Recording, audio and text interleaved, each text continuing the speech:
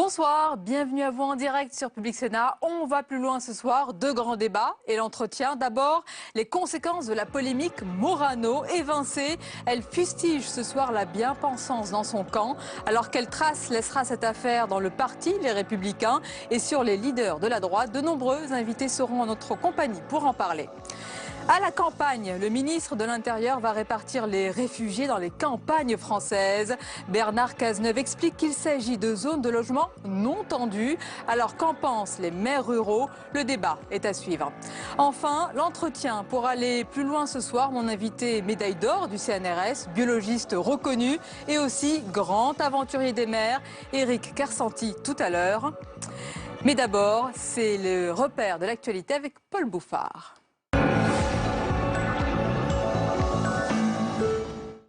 Bonsoir, ravi de vous retrouver. Nicolas Sarkozy a fait une faute politique majeure. Ce soir, Nadine Morano est sortie de son silence. Après son éviction des listes régionales en Meurthe-et-Moselle, l'eurodéputé accuse le président des Républicains de ne pas laisser vivre le débat au sein du parti. Marie Brémaud. Nadine Morano persiste et signe. Au lendemain de son éviction de la liste régionale par son parti, les Républicains, l'eurodéputé entend désormais incarner le combat contre la bien-pensance. Je parle vrai. Je dis les choses avec sincérité et je crois que les Français ne supportent plus cette espèce de bien-pensance qui consiste à nier ce que nous sommes et à ne pas apporter de solution. Nadine Morano, il y a 12 jours, avait comparé la France à un pays de race blanche. Des propos qui ont suscité un tollé à gauche comme à droite, conduisant Nicolas Sarkozy à la sanctionner. Et aujourd'hui, lors d'un déplacement sur le site mémorial du camp des Mills, le chef de l'État a mis en garde contre l'engrenage des extrémismes. Une allusion directe aux propos polémiques de Nadine Morano. La République ne connaît pas de race ni de couleur de peau. Elle ne reconnaît pas de communauté.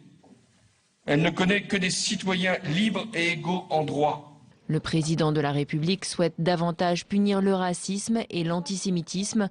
La garde des Sceaux devrait présenter d'ici la fin de l'année une réforme du code pénal pour que toute inspiration raciste soit désormais considérée comme une circonstance aggravante.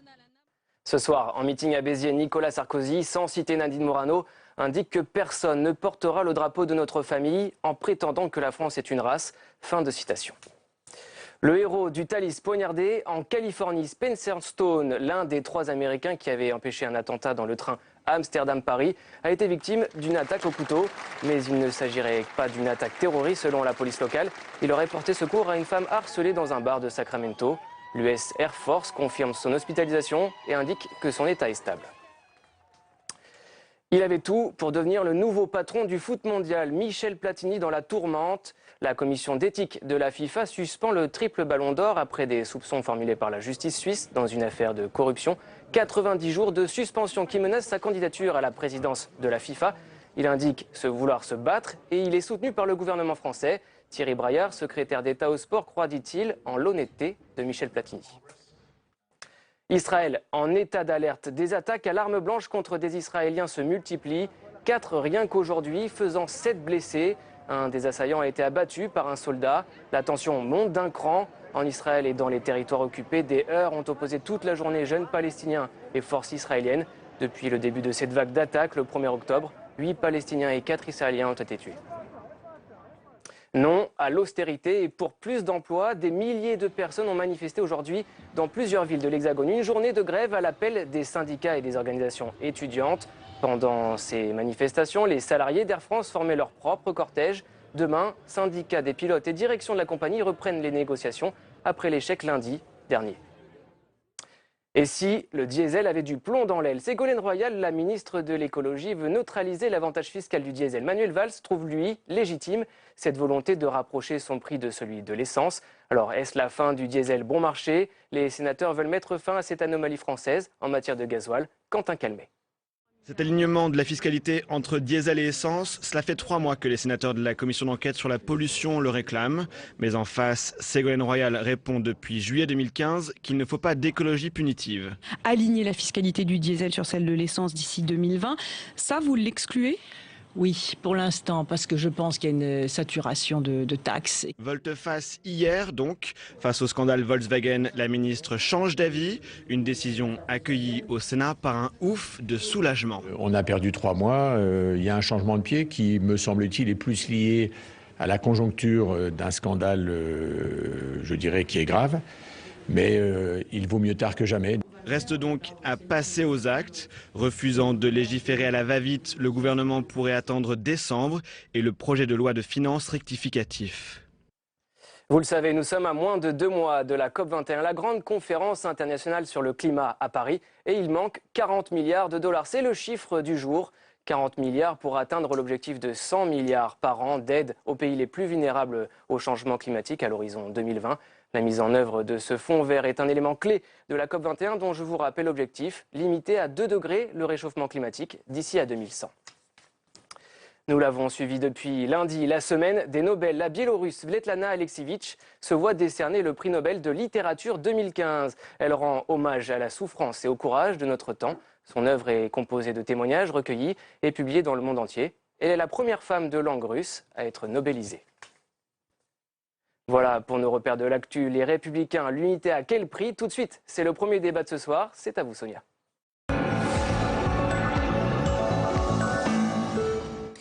Oui, merci Paul. Nadine Morano, évincée mais loin d'être abattue, elle fustige ce soir la bien-pensance dans son camp, alors qu'a montré cette polémique qui aura duré 11 jours. Quelle est aujourd'hui la situation de la droite? Nicolas Sarkozy a tranché, mais un trouble persiste. Y a-t-il concordance entre la base du parti et ses leaders? L'analyse et le débat avec nos invités ce soir. Alain Onfray, bonsoir. Bonsoir. Et bienvenue, vous êtes journaliste politique à Libération, auteur du livre Les loups et les chiens, la droite sous Sarkozy. Philippe Gouliot, bonsoir. Bonsoir Sonia. Bienvenue, Bonsoir. rédacteur en chef et chef du service politique du Figaro. Et nous accompagne également ce soir l'historien Jean Garrigue, bonsoir. Bonsoir. Spécialiste d'histoire politique. Alors messieurs, je vous propose d'abord de réécouter Nadine Morano, invitée du 20h de TF1. Elle fustige, dit-elle, la bien-pensance qui règne dans son parti et parle de fautes politiques majeures de Nicolas Sarkozy. À force de nier ce que nous sommes, nous n'arrivons plus à organiser le vivre ensemble. Et nous avons beaucoup de problèmes dans cette société. Alors je parle vrai, je dis les choses avec sincérité et je crois que les Français ne supportent plus cette espèce de bien-pensance qui consiste à nier ce que nous sommes et à ne pas apporter de solution. Et ce soir, c'est Paul qui vous l'a dit tout à l'heure en meeting, Nicolas Sarkozy a affirmé, je cite, qu'en tant que président du parti Les Républicains, personne ne portera le drapeau de notre famille en prétendant que la France est une race. Messieurs, avant d'analyser les traces que pourrait laisser cette affaire sur le parti Les Républicains, Philippe Gouliot, comment avez-vous trouvé Nadine Morano ce soir dans sa défense? Moi, je l'ai trouvée bonne. Elle est même assez étonnante parce qu'on l'a connue plutôt maladroite. Elle a une réputation d'idiotie qui lui colle à la peau et qui est très imméritée, je trouve. Et puis là, elle était bonne. Elle a déroulé son argumentaire avec cette petite perfidie. Oui, je peux m'excuser auprès des Français que ma phrase aurait blessé, mais non, je ne m'excuserai pas devant Nicolas Sarkozy pour avoir une place sur les listes. Donc ça, c'était assez habile, je trouve. Et puis voilà, elle a ce côté populaire qui tranche avec beaucoup de gens dans la classe politique. On la méprise un peu trop, je trouve, souvent, même si objectivement la phrase qu'elle a prononcée sur la France, pays de race blanche, était inacceptable. Et condamnable, tout à fait. Alain Onfray, ça fait 11 jours que l'on parle de cette polémique. Nous, ce soir, l'objet, c'est d'identifier s'il y aura des traces et des cicatrices. Concrètement, est-ce que Nadine Morano, aujourd'hui, c'est un caillou dans la chaussure du parti et de Nicolas Sarkozy? Ah oui, je crois vraiment. Je crois vraiment. D'ailleurs, il suffisait de la voir ce soir. Ce soir, elle est avec le culot qui la caractérise. Le culot parce que elle nie avoir dit que la France était un pays de race blanche, mais elle l'a pourtant bien dit. Mais elle est presque euphorique. Elle termine son intervention en appelant les Français et les militants à rejoindre son micro-parti qui s'appelle le Rassemblement pour la République, le Rassemblement pour la France, voilà, pour le peuple français. Donc, et elle sent, parce que je crois c'est pas exagéré de dire qu'elle reçoit énormément de messages, c'est tout à fait crédible. Et d'ailleurs, qu'est-ce qu'elle a fait ce soir? Elle a, à part avoir habilement présenté ses excuses au peuple français, elle a multiplié Voilà, elle a récité le bréviaire de Nicolas Sarkozy. Hein. Elle a défendu. C'est-à-dire le parler vrai, les transgressions, sans tomber dans des propos. Ouais. Jean Garrigue, on a besoin d'un peu de recul aussi par rapport à cette polémique. Quel est le regard de l'historien? Mon regard, il est d'abord de dire qu'on mesure là ce qu'est la force du populisme.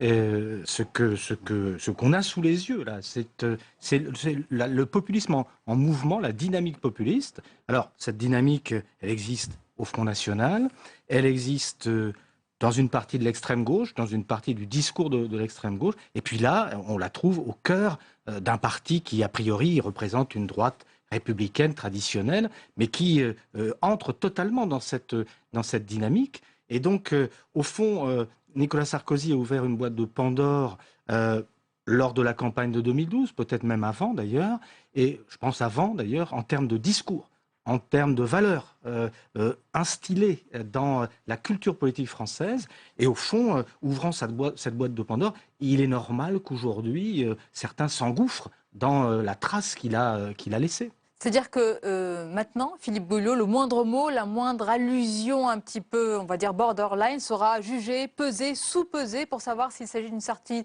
de route à droite? On peut penser que ça dépendra de celui qui fera cette sortie de route. Je pense qu'il y aura un peu plus d'indulgence pour certains que pour d'autres. Mais oui, bien sûr, il y a ça. Et d'ailleurs, Nadine Morano, elle s'est présentée ce soir, et depuis le début de cette crise, comme l'anti-bien-pensante. Le défenseur de ceux qui ne veulent pas penser comme les autres. Donc, c'est ainsi qu'elle se présente, mais est-elle crédible dans ce rôle? Elle est assez crédible parce qu'au fond, même si elle déteste qu'on l'appelle Madame Sans-Gêne, elle est tout à fait le personnage de Madame Sans-Gêne. C'est-à-dire cette Catherine Hubscher qui était d'extraction populaire, qui épouse Lefebvre, il devient maréchal de France, duc de Dantzig. Elle a l'oreille de Napoléon et elle peut lui dire des choses en s'appuyant sur ce bon sens populaire. Et elle aurait pu avoir ce rôle-là. Et là, maintenant, on voit bien qu'elle se met dans une position totalement différente. Elle a dit qu'elle voulait dézinguer Nicolas Sarkozy. Pourra-t-elle le faire? A-t-elle les éléments pour le faire? A-t-elle les troupes aussi? Parce qu'évidemment, elle a lancé un appel pour que les Français la rejoignent. Mais c'est plus quand même difficile de créer un parti quand on est chez les Républicains, voilà, ou ailleurs d'ailleurs. C'est très difficile de créer des partis. Donc là maintenant, elle va vouloir jouer ce rôle. Mais effectivement, ce rôle, cette place-là sur l'échiquier politique est assez encombrée aussi. Les gens qui disent tout haut ce que les autres pensent tout bas. Il faut quand même rappeler qu'elle a des responsabilités, toujours dans ce parti. Et donc l'histoire est loin d'être terminée. Elle est toujours secrétaire départementale de son parti dans le département. Et elle est toujours, c'est assez pittoresque, vice-présidente de la Commission nationale d'investiture qui vient de voter sa désinvestiture en Meurthe-et-Moselle. Donc l'histoire est loin d'être terminée, elle est toujours dans le paysage et je ne crois pas qu'elle a envie de disparaître. Et elle va le rester. Alors on va analyser plus précisément la position de Nicolas Sarkozy. Jean Garrigue, vous avez parlé tout à l'heure de plusieurs phrases et de transgressions faites par Nicolas Sarkozy ces derniers mois et ces dernières années. On va les passer en revue avec Cécile Sixou. Les formules choc, lui aussi, il connaît. En pleine campagne de 2007, Nicolas Sarkozy provoque un tollé. Il annonce la création d'un ministère de l'identité nationale. Un flirt avec le FN pour la gauche, le franchissement d'une frontière pour le centre. Lui assume sans complexe. Parler de l'identité nationale ne me fait pas peur. Alors j'ai bien compris que pour certains, dire identité nationale, c'est un gros mot. Quelques mois plus tard, autre polémique, le discours de Dakar, dont certaines paroles seront qualifiées de racistes. Le drame de l'Afrique, c'est que l'homme africain n'est pas assez entré dans l'histoire. Mais pas d'excuses, malgré le flot de commentaires indignés. Plus récemment, cette métaphore sur les réfugiés fera couler beaucoup d'encre. C'est un peu, si vous voulez, comme une maison dans laquelle vous habiteriez, il y a une canalisation qui explose. Mais là encore, pas de regrets ni excuses. Aujourd'hui, les formules choc de Nicolas Sarkozy ont trouvé d'autres échos, servis eux sur un plateau. Est un pays au racisme. Voilà pour ce rappel. Jean Garrigue, Nicolas Sarkozy, il s'est posé comme l'homme du parler vrai. Est-ce qu'aujourd'hui, sa responsabilité, le fait qu'il veuille rassembler son camp, l'empêche justement de faire des transgressions comme cela et il va devoir gommer toute aspérité au risque de se normaliser? Oui, il est certain que en perdant Nadine Morano, il perd quelqu'un qui, de par son image, de par ce qu'elle représente à droite, pouvait donner une crédibilité par les mots qu'elle emploie, par le style qu'elle a, à cette dérive, ce que je considère comme une dérive populiste de la droite. Mais il ne faut pas oublier que derrière Nadine Morano, plutôt à côté, il y a à droite, dans les Républicains, ce qu'on appelait la droite populaire, de Thierry Mariani et d'autres. Il y a la droite forte de Guillaume Pelletier et quelques autres, qui n'ont pas forcément justement les mots pour le dire. Mais au fond, les idées sont assez proches de celles que défend Nadine Morano, et cette remise en question d'une bien-pensance qui en réalité est tout simplement le socle des valeurs républicaines, qui peut-être peine elle aussi à s'expliciter. Mais en tout cas, cette remise en question de la bien-pensance, c'est cette droite décomplexée qui depuis des années travaille. Et donc, on se souvient que lorsque les courants de l'UMP, de l'ex-UMP s'est exprimés, c'était la droite forte qui est arrivée en tête. Oui, hein, un grand nombre de suffrages. Mais donc il y a quelque chose. Oui, mais c'est un débat assez étrange, Alain Onfray. Imaginons que Nicolas Sarkozy n'avait pas sanctionné Nadine Morano. Que n'aurait-on dit? Qu'il court derrière le Front National. Là, il la sanctionne. On lui dit que c'est un caillou dans la chaussure. En fait, sa position est intenable. Il n'était pas obligé de faire chef de parti. Parce que c'est ça, en fait. C'est autre chose. C'est ça qu'il est en train de payer. D'une certaine manière. Oui, si, parce que dans le département, dans la région, dans la grande région où elle était candidate, personne ne voulait d'elle. Et notamment les partenaires centristes. Et donc, je pense qu'il va essayer de s'en tirer comme ça dans la période qui vient. Il va expliquer qu'il n'avait pas le choix, que c'était sa responsabilité de chef de parti. Est-ce que vous le pensez vous-même? Il n'avait pas le choix. Oui, je crois que c'était arrivé Enfin, il aurait pu désamorcer. Hein. Alors là, on rentre dans la psychologie et dans les relations personnelles qui sont très complexes. Mais s'il l'avait appelé le lendemain, fait venir dans son bureau rue de Vaugirard en lui disant, écoute, voilà, ça se serait réglé. Mais politiquement, vous dites qu'il n'avait pas le choix. Parce que de toute manière, ils étaient hostiles à Nadine Morano. De très très nombreux responsables politiques dans la région ont dit à Nicolas Sarkozy, on ne veut plus d'elle. Voilà, mais c'est ça la vraie question, Philippe Goulot. Est-ce qu'aujourd'hui c'est un président de parti écartelé entre un centre droit qui a menacé justement de rompre et de ne plus s'entendre parce qu'il y a Nadine Morano, si elle n'est pas sanctionnée, et une extrême droite qui regarde et attend tout cela? Oui, bien sûr. Et Nicolas Sarkozy est écartelé entre ça. Il est effectivement contesté sur son centre, disons, par Alain Juppé maintenant. Dont la campagne pour la primaire marche pas trop mal, et sur sa droite, par l'extrême droite, par Marine Le Pen, qui, en se recentrant légèrement, encore que là, ces derniers temps, elle a à nouveau durci le ton, mais qui, en se recentrant par rapport à son père, taillait des croupières aux Républicains, c'est évident. Et Nicolas Sarkozy a choisi effectivement, comme l'a dit Alain, de redevenir président de parti, ce qui n'était peut-être pas la meilleure chose. Et donc, il est obligé d'avoir une position médiane pour ménager un peu tout le monde dans le parti.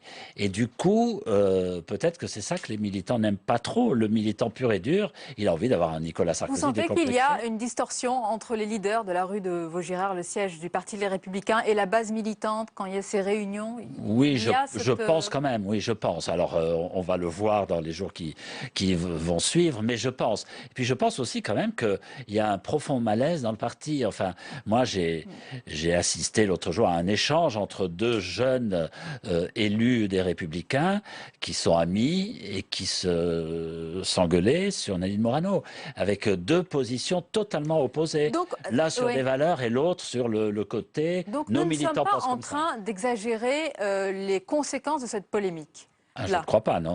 Selon vous, elle laissera de véritables traces et elle est le révélateur, oui, Jean Garrigue, de... Oui, mais parce qu'elle est le révélateur de ce phénomène en profondeur, d'acculturation, je le répète, de droitisation d'une partie des militants des Républicains.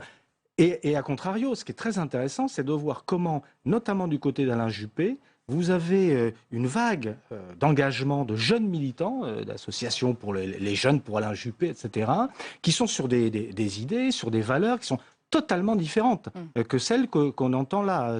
C'est pas du tout cette droite-là populiste. C'est pas seulement propre à la droite. Hein. Si on faisait la radioscopie de la gauche, on est bien d'accord. La droitisation de la société, elle est très forte. C'est un centre de gravité qui se déplace. Mais c'est intéressant de voir aussi qu'à côté de cette droite populiste-là, il y en a une autre. Il y a une autre qui est là et qui est bien là. Et les sondages qui viennent d'être publiés montrent qu'Alain Juppé reste malgré tout toujours en tête, que François Fillon, en termes de confiance, il est lui aussi même presque au-dessus de Nicolas Sarkozy sur l'ensemble des électeurs. En termes de confiance. En termes de confiance. Cet item-là, voilà. Bien sûr. Pas le reste. Après, il faut être très très prudent. Mais ça veut dire que ça n'est pas non plus. Je veux dire que toute la droite n'est pas prête comme un seul homme. Déjà se mettre derrière Sarkozy, ça c'est une évidence, mais surtout à partager ces thématiques-là. Alors Alain Onfray, les problèmes commencent, parce que le grand défi, le grand pari, c'est celui de la cohérence. Le problème commence parce que sur son créneau, qui est celui de la droite décomplexée, maintenant Nicolas Sarkozy, il a une concurrente, mine de rien, Nadine Morano, je pense qu'il n'aurait pas... Mais sérieusement, je suis sérieux. Au même niveau? Pas au même niveau, mais je vais en ajouter un autre concurrent qui a émergé à l'occasion du bureau politique tragique et pittoresque. Qui est-ce?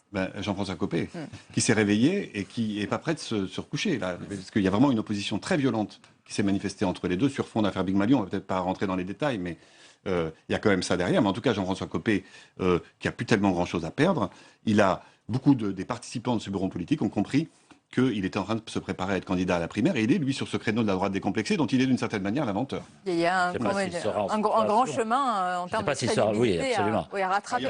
Il y en a un des deux qui ne sera pas en situation. Philippe Gouliou, je voudrais qu'on insiste sur la réaction, parce que vous avez parlé tout à l'heure d'Alain Juppé, des deux anciens Premiers ministres. Alain Juppé, François Fillon. Ils ont refusé de jouer les coupeurs de tête dans cette affaire, content sûrement de laisser Nicolas Sarkozy faire le job. Oui, absolument, évidemment. D'abord parce que, dans un premier temps, ils ont quand même dit que ce qu'avait dit Nadine Morano était inacceptable. Et Juppé, en termes assez fermes, et au point que Nadine Morano a râlé terriblement de la déclaration d'Alain Juppé, en disant « j'avais de l'estime pour lui ». Bon, bref. Mais après, effectivement, ils ont laissé Nicolas Sarkozy se dépatouiller avec tout ça. Mais au fond, il est chef de parti, donc... Mais ils n'ont pas participé au fameux conseil... Non, ils n'ont pas participé. En même temps, voilà. Ils n'avaient que des coups à prendre. Ils n'avaient que des coups à prendre. C'est un peu lâche et assez habile, quoi, évidemment. Vous êtes d'accord, Alain Onfray? Non, je ne trouve pas que ce soit lâche. Encore une fois, je redis ce que j'ai dit tout à l'heure, Nicolas Sarkozy a décidé de revenir en étant chef de parti, donc en utilisant le parti comme une arme assez puissante pour battre les autres.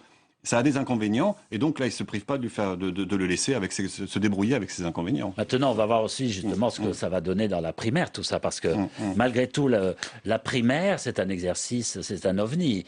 À droite, on a vécu la primaire du PS, mais à droite, on ne sait pas du tout comment ça va se passer.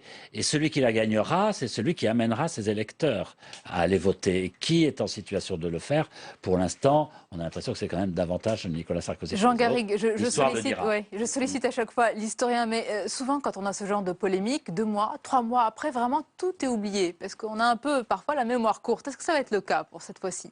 Moi, je pense que le buzz médiatique est tel que cette polémique sera oubliée dans 2 mois. En revanche, dans la mesure où elle est le révélateur précisément d'une évolution en profondeur, je pense, d'une sorte de libération de la parole populiste dans la droite républicaine, le fossé ne va faire que se creuser. Et en l'occurrence, c'est vrai que Nadine Morano ou Jean-François Copé ou d'autres vont occuper ce territoire et d'autant plus affaiblir les positions de Nicolas Sarkozy, qui finalement se trouve confronté à, je dirais, une sorte de transition culturelle, parce que la tradition de la droite française, c'était précisément, et c'est ce qui explique pourquoi il a pris le parti, c'était de dégager naturellement un leader. En l'occurrence là, ce n'était pas sur son bilan de président, mais précisément sur la reconquête des élections par le parti, la reconquête électorale par le parti.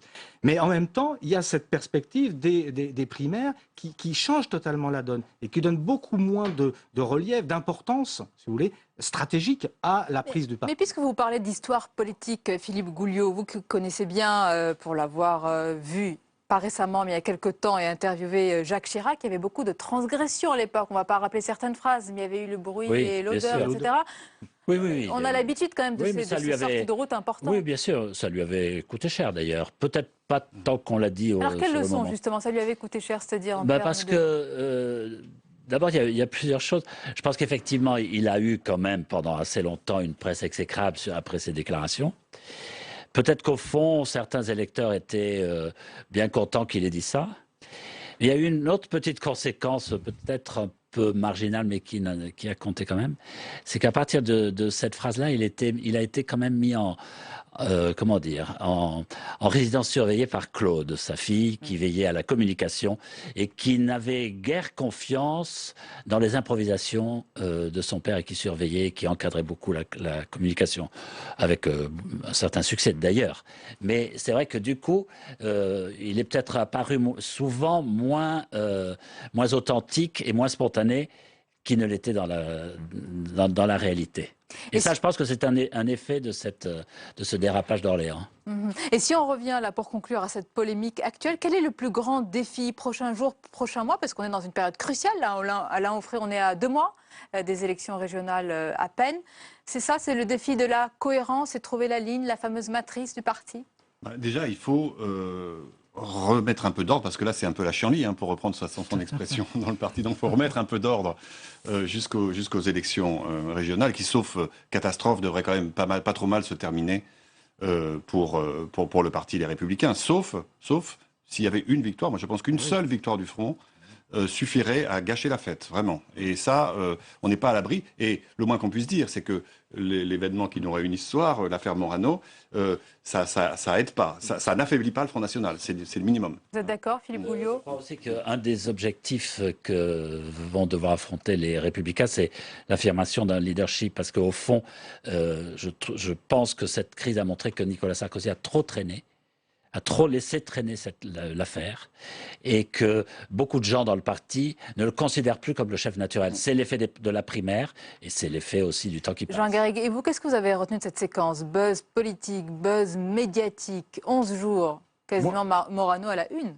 Moi, j'en retiens un climat de violence sociale et politique. Bon, il suffit de regarder l'actualité. Il y a quelque chose qui est en train de monter. Bon, c'est pas une surprise. Forcément, puisqu'on est dans un divorce total entre les citoyens et leurs élites politiques. Donc, il y a une violence qui monte. Merci, messieurs. Merci pour cette analyse et ce débat. On va plus loin. La suite, on va revenir à présent, bien sûr, l'information du jour, de la journée. C'est la suspension de Michel Platini.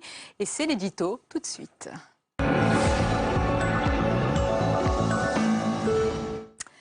Michel Platini suspendu 3 mois, 90 jours, tout comme Sepp Blatter, de toute activité liée au football. Une décision qui pourrait ruiner son ambition de diriger, vous le savez, la puissante FIFA.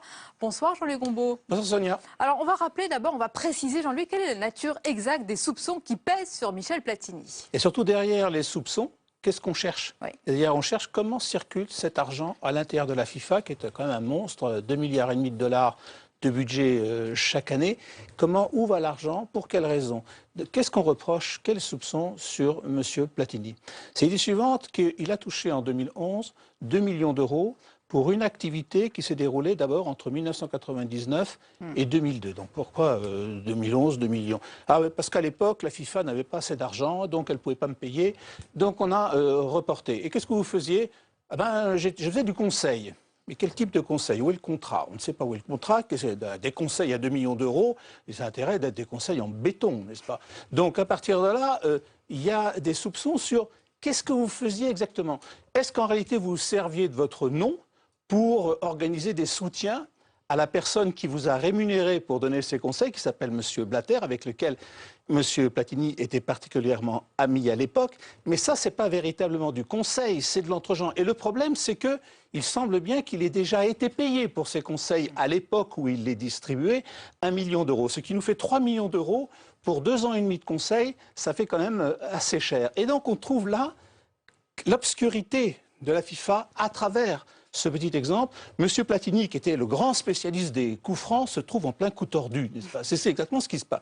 Et donc, qu'est-ce qui se passe? Par exemple, on dit qu'il y a de la corruption à l'intérieur de la FIFA. Et cette corruption va du petit au plus grand. Par exemple, comment sont nommés les organes dirigeants? Alors vous avez des fédérations qui sont à l'intérieur de la FIFA. On dit, si tu me donnes ton vote, je me débrouillerai pour que tu reçoives 10 000 paires de chaussures pour les gosses qui chez toi. Donc c'est de la petite corruption. C'est rien du tout. Mais c'est pas des choses claires. C'est-à-dire, on ne sait même pas. Par exemple, on attribue la Coupe du Monde à la France en 1998, mais il faut jouer un match dans tel pays pour qu'il puisse donner sa voix. Est-ce que cette personne a touché quelque chose sur les billets d'entrée? Tout ça n'est pas clair. Donc on est en train de chercher derrière l'affaire Platini une transparence sur le financement et la circulation de l'argent à l'intérieur de la FIFA. Pour conclure, Jean-Luc Gombault, c'est toute la question du scandale de la corruption qui gangrène le monde du foot. Ah ben, écoutez, le 28 mai dernier, rappelez-vous, on a expulsé de Suisse 7 dirigeants de la FIFA aux États-Unis parce qu'effectivement ils soupçonnaient de pots de vin, de corruption, et même le procureur américain a dit que c'était une véritable mafia. Oui. L'année dernière, rappelez-vous, Europol a décidé 328 matchs truqués, des joueurs corrompus, des arbitres achetés pour truquer les matchs. Donc effectivement, les dossiers s'accumulent à l'intérieur de la FIFA, on n'y voit pas du tout clair. Non, on aura l'occasion d'en reparler. Merci beaucoup, Jean-Luc Gombault, pour votre analyse. Il est 22h30. Tout de suite, un nouveau rappel des repères de l'actu. C'est avec Paul Bouffard.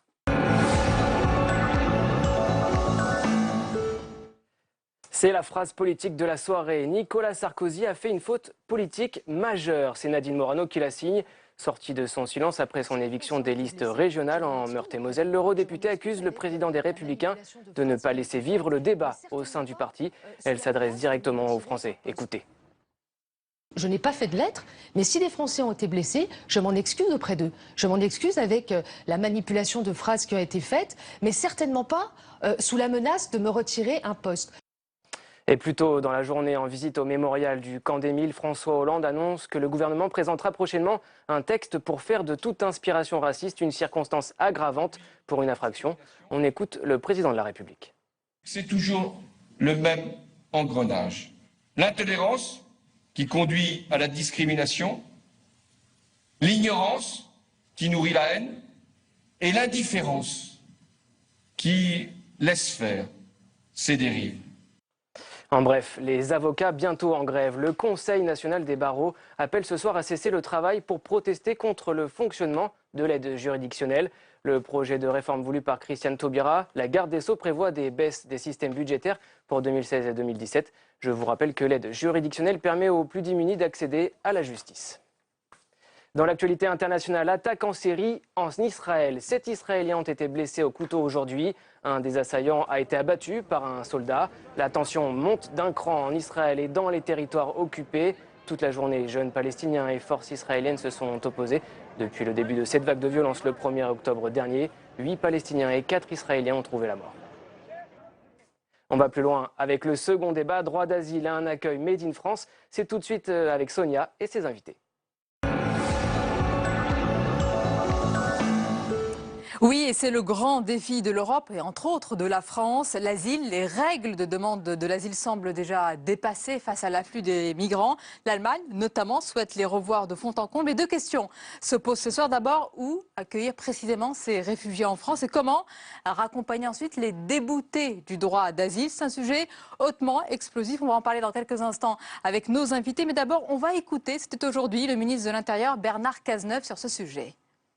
Les migrants qui sont arrivés d'Allemagne, qui relevaient du statut de l'asile en France, du statut de réfugié, ont immédiatement été pris en charge par mon administration, conformément à ce que j'avais souhaité. On s'était organisé pour cela. Ils ont eu rapidement le statut de réfugié parce qu'on a fait le travail qui devait être fait. Et à partir d'aujourd'hui, ces réfugiés seront répartis dans les logements en zone non tendue, grâce à la mobilisation des collectivités locales. C'est-à-dire que là où il n'y a pas de tension sur le logement, là où il y a des possibilités de logement, parce qu'il Donc n'y a dans pas, les campagnes il y a bien entendu dans les campagnes, beaucoup vont être répartis aujourd'hui, 12, demain 15 en Haute-Marne, en Haute-Loire, en Champagne-Ardenne, et ensuite dans le sud de la France. Là où il n'y a pas de tension, pour pouvoir faire en sorte que l'intégration soit réussie, nous avons mis en place un accompagnement individualisé, nous avons permis aux étudiants d'être accueillis dans les universités. Moi, mon objectif face à la crise migratoire, c'est qu'on maîtrise les flux, c'est qu'on puisse accueillir au meilleur standard ceux qui doivent l'être, et nous en faisons la démonstration avec ceux que nous avons accueillis d'Allemagne, et que nous puissions reconduire ceux qui n'ont pas vocation à rester dans notre pays. Et nos invités sur ce sujet ce soir, Jacques Drouin, bonsoir. Et bienvenue, vous êtes le maire de Flagy, vous êtes le président de l'association des maires ruraux de Seine-et-Marne. Merci d'être avec nous. Également notre compagnie ce soir, Éric Coquerel.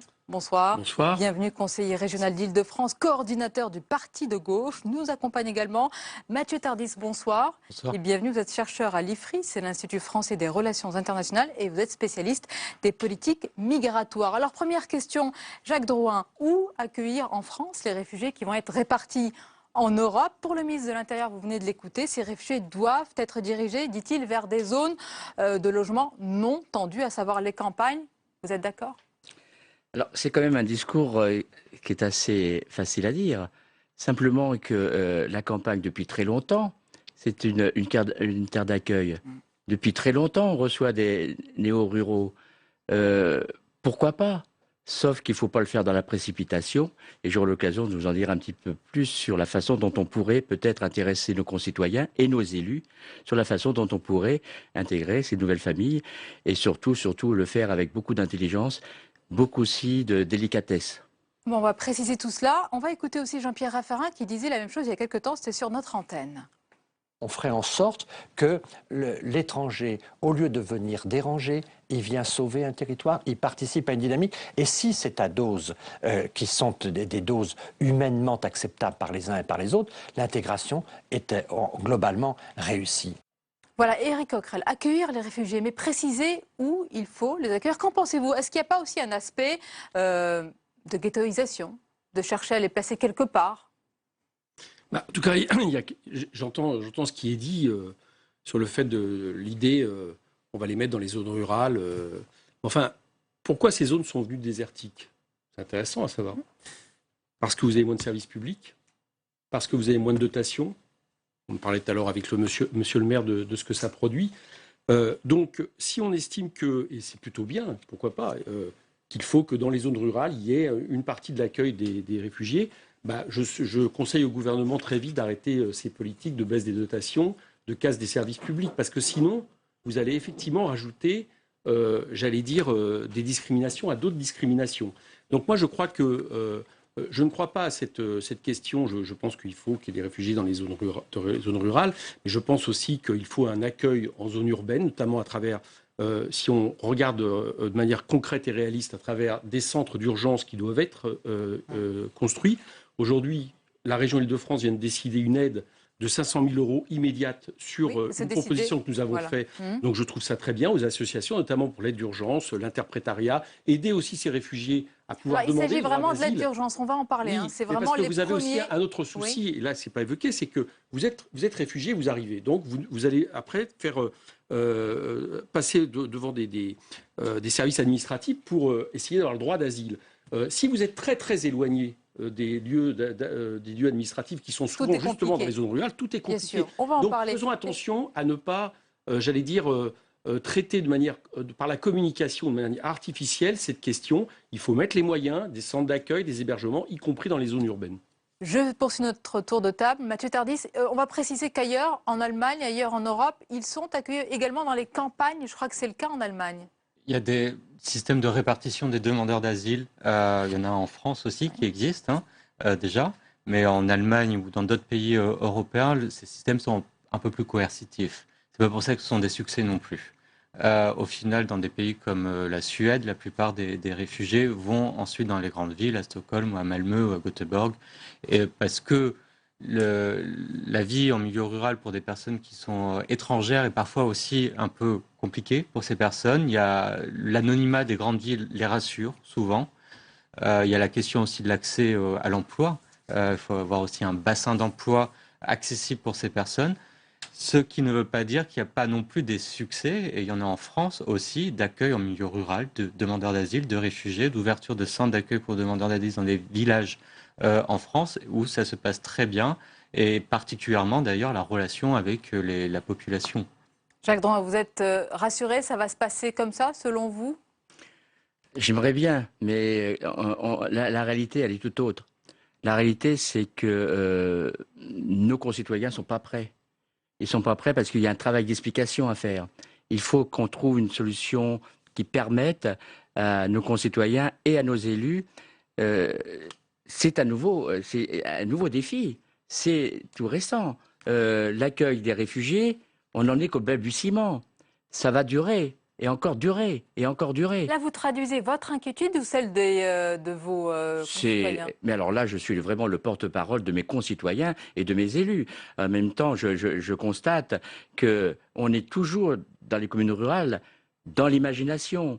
On est toujours à se dire, qu'est-ce qu'on peut faire quand on est dans la difficulté? On ne baisse jamais les bras. Simplement que laissons-nous le temps de voir comment on peut héberger des familles d'accueil, comment nos concitoyens peuvent aussi réfléchir du mieux possible, parce que ça va être dans la durée. On ne va pas être dans l'éphémère.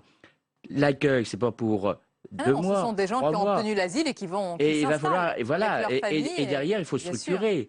Il faut structurer. Vous entendez cette réalité, selon Monsieur le maire, ces difficultés? C'est ce que j'ai essayé de dire tout à l'heure, c'est-à-dire que on peut pas demander. Enfin, il faut le demander, mais en tout cas de manière égale, et non pas avoir l'impression que tout va se concentrer sur les zones rurales, parce qu'encore une fois, notamment les zones rurales semi-urbaines, comme votre département, encore une fois, c'est des zones qui souvent subissent une discrimination spatiale, très éloignées des centres urbains, où on a éloigné les services publics, où il y a très peu d'emplois, très souvent. C'est pour ça que nous, c'est vraiment une des questions qu'on pose, notamment pour les régions. Donc, on peut pas comme ça avoir l'impression que, en gros, on va se excusez-moi l'expression, mais on va se débarrasser des réfugiés et les envoyer là où on aurait tout d'un coup une image bucolique. C'est le sentiment que vous avez après la déclaration de Bernard Cazeneuve. Alors d'un autre côté, moi, ce que je veux noter souvent, parce qu'on a une image, on nous donne souvent l'image de Français qui ne seraient pas accueillants, qui seraient généreux. On s'aperçoit souvent, j'entends beaucoup de reportages, effectivement, de maires ruraux qui accueillent ces familles, qui se disent tiens, c'est une chance pour nos écoles. Mais dans ces cas-là, il faut des moyens. C'est ce que vous dites. S'il n'y a pas de moyens financiers, si on ne donne pas justement les moyens de relancer des services d'éducation dans ces villes, etc. Je vous dis, on va plutôt rajouter un problème au problème. Donc il faut à ce niveau-là prendre au sérieux les choses. Et encore une fois, je vous le dis pour que ça ne soit pas un gadget. D'abord, ce que nous avons besoin, c'est des centres d'accueil. D'urgence. Oui, bien sûr. Une chose après l'autre, bien sûr. Oui, mais d'accord, mais le ministre de l'Intérieur, ça, il le récuse pour l'instant. Et nous avons besoin d'hébergement d'urgence. Moi, je voudrais qu'on fasse un point, Mathieu Tardis, parce que c'est important. De combien de personnes on parle? Quel chiffre? Combien vont arriver? Je crois que c'est une question pour chaque ville ou campagne d'une dizaine de personnes, là. C'est ce qui est évoqué. Oui, en termes de répartition. Alors, il y a plusieurs catégories de personnes. Une catégorie de demandeurs d'asile, de réfugiés. Si on reste sur cette catégorie d'étrangers, il y a des demandeurs d'asile, des personnes qui demandent spontanément l'asile en France. Donc, sur 2014, on devrait être plus ou moins sur le même chiffre en 2015. Il y a environ 60 000 à 65 000 demandes d'asile en France. C'est plutôt stable en France, contrairement aux autres 15 000 pays. par an sont acceptés. Mais là, je parle de demandeurs d'asile. Oui. Là, je parle de demandeurs d'asile. Donc, sur la demande d'asile, on est sur des chiffres relativement stables en France depuis une dizaine d'années. Donc, contrairement à d'autres pays européens et contrairement à nos voisins allemands. Là, on parle aussi des personnes que l'on va accepter en France dans le cadre de cette solidarité européenne, de cette répartition des demandeurs d'asile, voire réfugiés. Il y a une ambiguïté aussi dans les textes européens là-dessus en France. Donc la France a accepté de relocaliser, c'est le terme utilisé, 30 000 demandeurs d'asile sur 2 ans. Donc on est dans des chiffres qui sont plutôt gérables pour un pays comme la France. Si on prend un pays comme l'Allemagne qui annonce accueillir entre 800 000 et 1 million de demandeurs d'asile cette année, c'est beaucoup. Si on voit la Grèce qui a accueilli sur ses côtes presque 300 000 personnes cette année depuis le début de l'année, donc une majorité cet été. Donc gérable pour la France, gérable pour les communes et gérable pour les campagnes, Jacques Drouin. Oui, enfin. Quand on voit la réalité des chiffres, c'est ce qu'on. Alors, on sourit, mais en même temps, c'est dramatique. Il faut aussi penser que on a une vie associative dans nos campagnes. Et je pense que cette vie associative, avec ce tissu associatif, il faut aussi les mettre dans la boucle. Je pense que seul, entre nos concitoyens et nos élus, ce tissu associatif est pour moi peut-être la pièce centrale de la façon dont on pourra les héberger. Vous avez l'impression d'être abandonné aujourd'hui par l'État Vous savez, c'est pas l'objet de cette soirée de parler de la loi NOTRe qui nous a complètement, je veux dire, massacrés au niveau de nos communes rurales. Elle nous a complètement mis dans des situations extrêmement difficiles. Et encore aujourd'hui, on nous demande de faire plus avec des communes qui ne sont même plus représentés en tant que tels dans nos instances nationales. Mais malgré ça, on n'est pas défaitiste, on est au contraire sur une démarche de dire on peut peut-être aussi accompagner des familles qui sont en grande difficulté, comment on peut faire. Et donc le tissu associatif pour moi est le noyau central et d'ailleurs j'envisage prochainement d'organiser une conférence avec Amnesty International, avec les chrétiens d'Orient, avec les services de l'État, pour essayer les services de l'État en troisième position. Non, ils seront dans la boucle. Oui, on imagine, mais... Non, mais très sûrement qu'ils seront en première position. Mais c'est ça, c'était ma question. Merci Eric Coquerel. On a l'impression que vous comptez, et c'est tout à fait à leur honneur, beaucoup sur les associations. Oui. Peut-être pas trop, mais beaucoup, et finalement peu sur l'État parce qu'il ne vous tend pas la main. C'était ma question. Bien, moi, je leur tends la main. C'est déjà ça. Eric Coquerel. Oui, non, mais sur ces questions, d'abord, sur le droit d'asile, revenons plus globalement, parce que ça a été dit tout à l'heure, il y a 60 000 demandes en France, il y en a seulement 15 000 qui sont acceptées. Donc, sur le droit d'asile en général, depuis des années, contrairement à ce qu'on dit, la France est un des mauvais élèves de l'Europe, il faut le dire.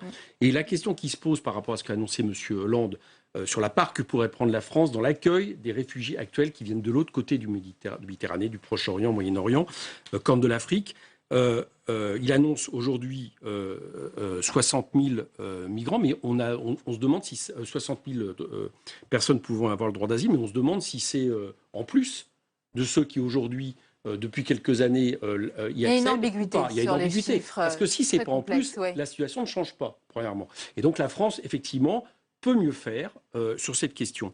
Donc il faut effectivement être en capacité d'accueillir ces réfugiés qui arrivent de l'autre côté de la Méditerranée, 234 000 l'an dernier, et on pense qu'il peut y en avoir, vu la situation, entre 500 000 et 1 million. Maintenant, il se pose une deuxième question, parce que sinon, on ne traitera que la moitié du problème, c'est qu'il faut agir sur les conséquences. Il faut faire en sorte, parce que ces gens-là n'ont pas envie de partir de chez eux. Ils partent pas avec plaisir. C'est tout le grand défi, évidemment, de ce qui se passe sur le terrain. Bien sûr, oui, mais c'est quelque chose d'important, parce que cette vague de migration est extrêmement importante, et si la France n'agit pas pour remédier aux causes, c'est-à-dire des causes dont elle est en partie responsable sur les questions géopolitiques et de guerre, sur les questions économiques à travers le libre-échangisme que subissent ces pays, je peux vous annoncer qu'il va y avoir des flux de migrants qui vont continuer. Alors, donc il faut agir sur les conséquences. Je voudrais qu'on parle aussi de l'autre sujet qui est très sensible, parce qu'il y a ceux qui obtiennent le droit d'asile, Mathieu Tardis, et il y a ceux qui sont déboutés du droit d'asile. Et il y a une fermeté affichée en ce moment, y compris de la part de la France vis-à-vis des migrants économiques ou des migrants de survie, je ne sais pas comment vous les appelez, qui ne sont pas des réfugiés. Et on a entendu le gouvernement dire non, pas question, ils seront reconduits chez eux. Dans la réalité, comment ça se passe ? Alors, dans la réalité, il faut aussi se poser la question de qui peut obtenir le statut de réfugié ou pas en France et dans quelles conditions. Apparemment, là, il parle des Syriens et des Irakiens. Voilà, et donc je pense qu'il faut aussi faire attention à ne pas opposer différents types de populations étrangères. C'est-à-dire ? Le droit d'asile, c'est beaucoup plus compliqué que ça. C'est bien sûr quand on vient d'un pays en guerre, un pays où il y a des violations massives des droits de l'homme, mais il y a des pays qui ne sont pas en guerre pour lesquels les ressortissants peuvent, selon la Convention internationale, obtenir une protection. Je peux prendre par exemple le cas des excisions. Les femmes ne sont pas forcément excisées dans des pays en guerre, mais elles peuvent prétendre au statut de réfugié en France, en Europe, à ce titre. Donc il faut faire attention à trop schématiser finalement la question de l'asile et les réfugiés contre d'autres migrants qui voudraient profiter. Vous rejoignez ce que dit l'association La CIMAD qui pointe, je cite, le danger de mise en opposition de plusieurs catégories de migrants entre eux. C'est un risque, y compris dans les camps, dans les fameux hotspots. Y compris un risque au sein des populations réfugiées, où on oppose de plus en plus certaines nationalités à d'autres. C'est-à-dire que les Syriens, il y a un besoin réel sur les Syriens, je ne remets pas ça en cause, mais il y a aussi d'autres nationalités qui arrivent, il y a beaucoup d'Afghans qui arrivent aussi, en moindre proportion que les Syriens aujourd'hui, mais qui peuvent aussi prétendre au statut de réfugié dans la majorité des cas, bien sûr, c'est toujours un examen individuel, et qui sont laissés un peu de côté de tous ces dispositifs qui sont mis en place aujourd'hui en Europe. Cette relocalisation, ces soi-disant hotspots qu'on veut mettre en place en Grèce et en Italie, où on se concentre sur... Pourquoi vous dites soi-disant hotspot Parce que c'est le nom qui est donné. Non, mais je croyais que c'était, selon vous, très difficile à difficile à mettre en œuvre. Oui. On a du mal encore à savoir qu'est-ce qu'il y a derrière. Est-ce que c'est certainement pour faire un tri, mais le tri ne peut pas se faire aussi rapidement. Mais pour vous, Jacques Drouin, il est nécessaire. Ceux qui sont déboutés du droit d'asile, ils doivent rentrer chez eux. Il y a des règles. il faut aussi les respecter. La France est une terre d'accueil, mais en même temps aussi, on ne peut pas faire n'importe quoi. Et moi, il y a bien sûr sur les frontons de nos mairies quelque chose de louable, liberté, égalité, fraternité, mais en même temps, il y a des lois. Il faut aussi savoir qu'on doit être dans ces logiques de pouvoir aussi dire des choses comme ça doit être dit, et puis le dire aussi d'une façon, je dirais, avec un certain respect. Donc humanité, mais fermeté. Oui, Voilà. ça, ce sont les deux pieds du gouvernement, l'équilibre. Mais Éric Coquerel, on va rappeler un chiffre. En 2014, seuls 39% des migrants illégaux, donc faisant l'objet d'une obligation de quitter l'UE, ont réellement quitté le territoire européen. Il y a pas. C'est quoi la réalité de ce retour? Mais la réalité de ce Dans les retour, faits. c'est que, alors d'abord, première chose, on est un peu sur le mythe depuis les années 70 et la crise d'immigration zéro. C'est pas ce qui se passe, mais on vit un peu ça. Bon. Or, on a besoin d'immigration. La France est un pays d'immigration. Bien. On sait que nous avons beaucoup de travailleurs sans papier qui travaillent et qui ont un emploi, qui participent à la richesse nationale. On ferait mieux d'avoir une vraie politique d'immigration permettant justement l'arrivée de ces populations dont on voit bien qu'elles contribuent à la richesse, plutôt que de les pousser à être dans la... C'est quoi une vraie politique pour vous? Laisser tout le monde venir? Non, c'est pas forcément laisser tout le monde venir, c'est faire une politique qui soit dans l'intérêt à la fois des pays et des populations qui partent. Donc il y a une politique à créer là-dessus, et également qui fasse en sorte voilà que pour ces les mots, mais populations... combien viennent alors? Aujourd'hui, on s'aperçoit, vous avez plusieurs centaines de milliers de personnes qui sont aujourd'hui clandestins dans ce pays. Et encore une fois, ils ont un emploi, donc ça veut dire qu'il y a une utilité. Simplement, entre parenthèses, c'est à certains moments pratique pour des sociétés, y compris des sociétés sous-traitances, de pouvoir justement exploiter de manière plus facile. Il y a eu un grand mouvement de grève il y a quelques années dans lequel j'ai participé pour demander la régulation de ces travailleurs. Ils la demandent parce qu'on s'aperçoit que dans le BTP et autres, c'était véritablement une utilisation d'une main-d'œuvre pas chère. Évidemment, ils sont contraints à ne pas pouvoir se déclarer, etc. Donc, on a besoin d'une politique de migration qui casse avec cette idée et ce mythe comme quoi l'immigration serait un problème, ce que nous vend le Front National. Mais attendez, je voudrais revenir sur une chose.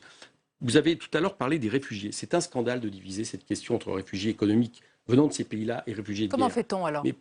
Ces réfugiés économiques viennent de pays qui sont totalement déstabilisés par des politiques, je l'ai dit tout à l'heure, c'est celle de l'OMC, du FMI, de libre-échange, dans lesquelles nous avons une responsabilité très importante, y compris dans la destruction de souveraineté, d'économie souveraine, de souveraineté alimentaire. Donc arrêtons de trier par rapport à ces pays-là. Je pense que c'est une très mauvaise action et c'est totalement irréaliste. Jean-Jacques Drouin, vous voyez, est-ce que vous pouvez expliquer aujourd'hui à vos concitoyens, etc., est-ce que vous pensez que le sujet il peut être compris? Voilà, il y a des gens qui souffrent aussi ailleurs, eh bien on va les accueillir également.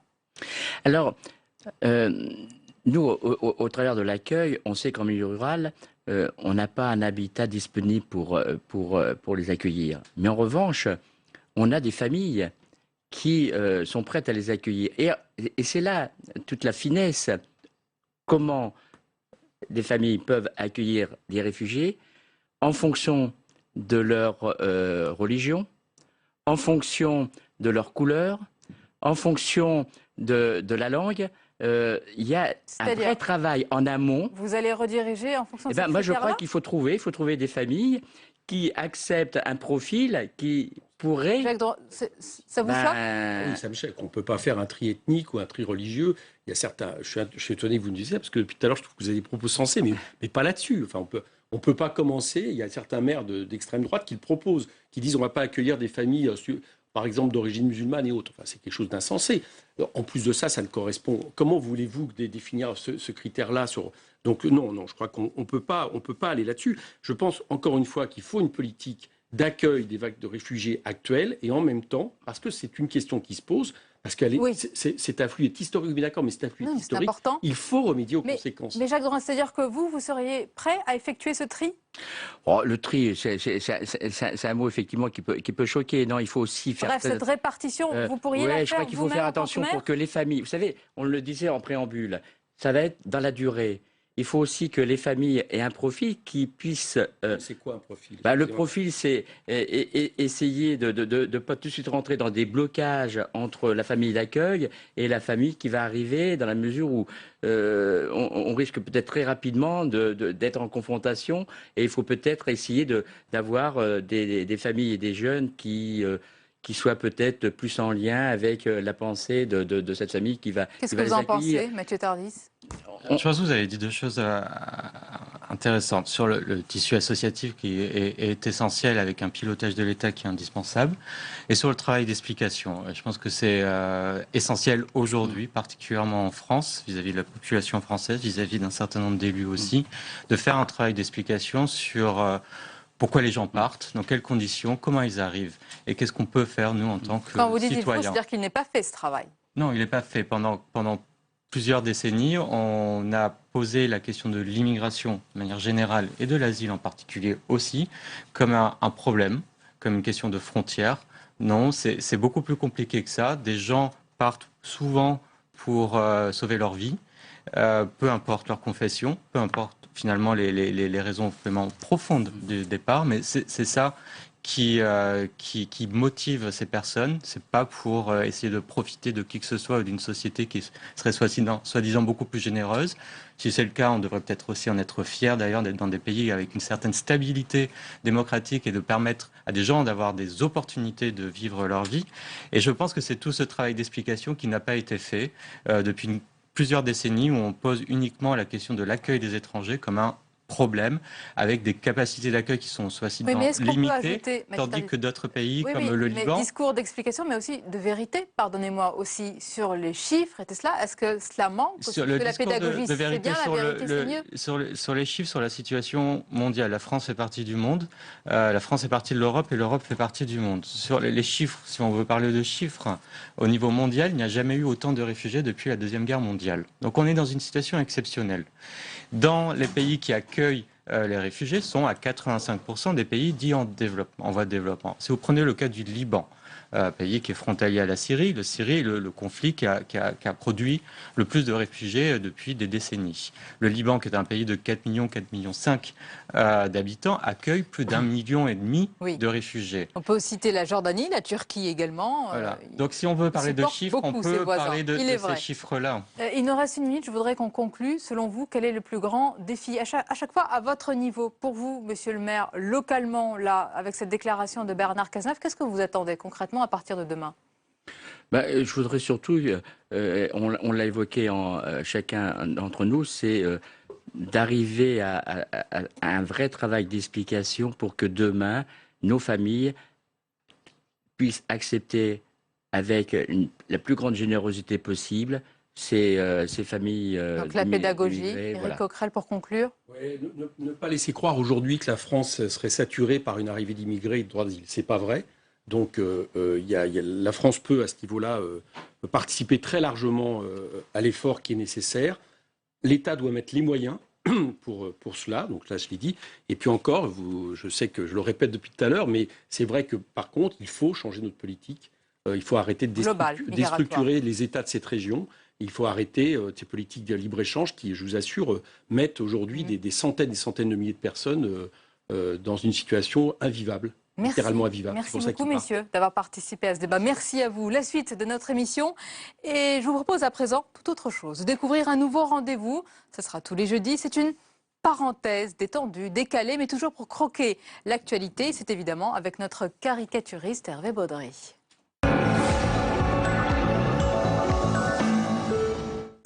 Et il est de retour dans cette nouvelle formule. Bonsoir Hervé Baudry. Nouvelle couleur. Oui, voilà. Et on va vous retrouver tous les jeudis désormais, avec plaisir. Et vous nous croquez l'actu de la semaine. Et oui. Elle est riche. Oui, elle est très riche. C'est toujours difficile un petit peu de choisir les sujets.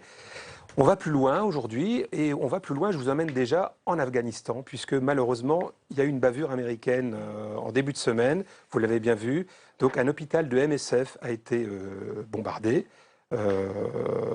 Apparemment, MSF avait quand même communiqué les coordonnées GPS, mais donc il y a eu ce drame avec une bonne vingtaine de victimes. On a eu aussi cette semaine, après les dernières violences d'Air France, souvenez-vous. Je pense que malgré tout, le dialogue social va devoir reprendre. Il va falloir trouver quand même un autre lieu, peut-être plus sécurisé. On peut imaginer aussi des hôtesses de l'air, comme dans les avions, pour indiquer à droite et à gauche où sont les issues de secours. C'est quand même plus pratique que de se retrouver devant un grillage. On a eu aussi, et là encore une nouvelle un petit peu, ça c'est le climat aussi, c'est les intempéries dramatiques dans le sud de la France, tragiques. Eh bien moi, mon petit hommage aux victimes du sud de la France, c'est notre ami Brice de Nice, là qu'on retrouve, donc Bryce, of course. Excusez-moi de vous corriger. Bryce de Nice, avec bien sûr son appareil complètement, sa planche complètement brisée. Et puis, alors là, c'est notre chère Nadine Morano. On ne pouvait pas passer à côté. Hein. Mais non, on ne peut pas. Elle nous a fait beaucoup vivre cette semaine, nous, dessinateurs de presse. Elle n'a pas envoyé sa lettre d'excuse à Nicolas Sarkozy. Donc, Nadine Morano est privée d'investiture pour les régionales du Grand Est. Donc, on pourrait imaginer la réaction du grand Charles. Hein. Donc, vous la voyez là, peut-être en grand. Vous nous la faites avec la voix, oui, si vous voulez. Morano outré, Morano buté, mais Morano, j'ai oublié le texte, Morano, oui. Débarqué. Ah, vous le faites bien aussi, hein, débarqué. Voilà. À noter que grâce, et je la remercie, à Nadine Morano, j'ai pu enfin dessiner le général de Gaulle dans ma carrière de dessinateur. Et les ancêtres dessinateurs l'ont fait. J'aurais jamais cru que vous pourriez remercier Nadine Morano. Mais voilà, sur ce coup-là, si. Et puis aussi, on a un échange musclé à Bruxelles hier avec Marine Le Pen et François Hollande, qui a été traité de vice-chancelier. On peut imaginer que le président a retrouvé sa boîte à outils puisqu'il a, regardez bien, vissé à nouveau contre le mur Marine Le Pen. On conclut vite. Bonne nouvelle. Oui, bonne nouvelle. C'est une nouvelle qui s'est propagée comme une volute de cigare. Les Rolling Stones vont peut-être faire un concert. Je ne vais pas vous demander de chanter, vous avez de la chance. Concert à Cuba. On est en retard. Voilà. Merci Hervé Baudry, à la semaine prochaine, jeudi. Allez, c'est l'heure à présent du rappel des principales informations de la soirée. On fait le point avec Paul Bouffard.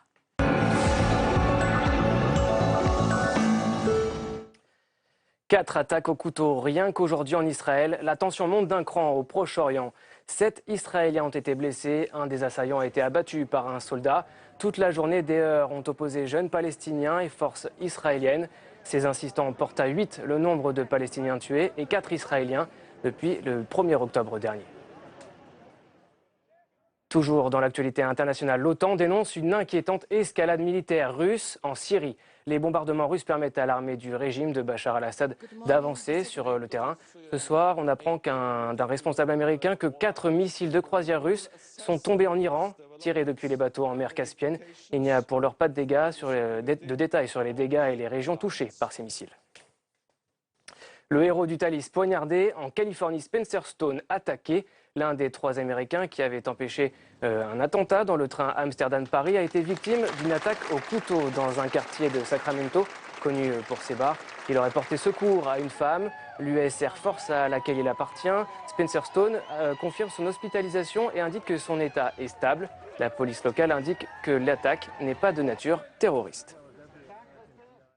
Michel Platini, dans la tourmente, serait-il mort politiquement? Le triple ballon d'or avait tout pour devenir le nouveau patron du foot mondial. Aujourd'hui, il est suspendu pendant 3 mois de toute activité par la commission d'éthique de la FIFA.